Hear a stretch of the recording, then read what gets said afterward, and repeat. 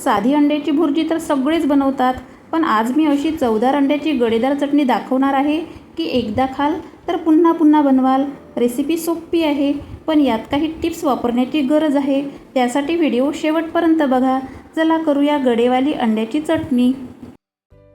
त्यासाठी gas on करून कढईत तेल घालणार आहोत।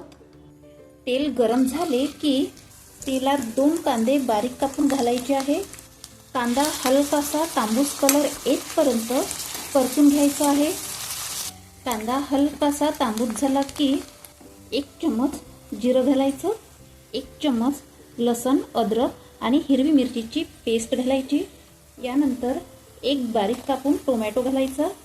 छानपैकी परतून घ्यायचं आहे आणि टोमॅटो 2 मिनिट तेलात सॉफ्ट करून घ्यायचा आहे।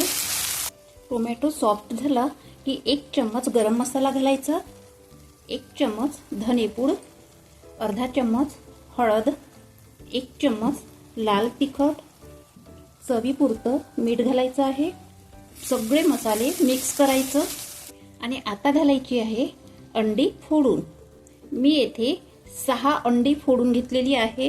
तुम्हाला जेवढी अंडी लागेल तेवढी अंडी घ्या, पण मसाले मात्र परफेक्ट घ्या।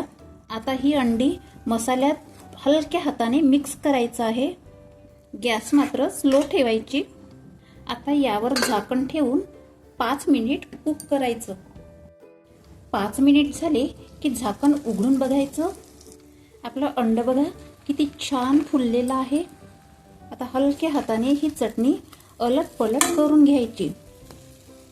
आता पुन्हा यावर झाकण ठेवायचं आणि 2 मिनिट चटणी कुक करायची।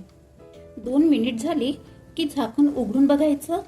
आता गॅस ऑफ करायची आणि गड्याची चटणी मिक्स करायचं। यात भरपूर कोथिंबीर घालायची।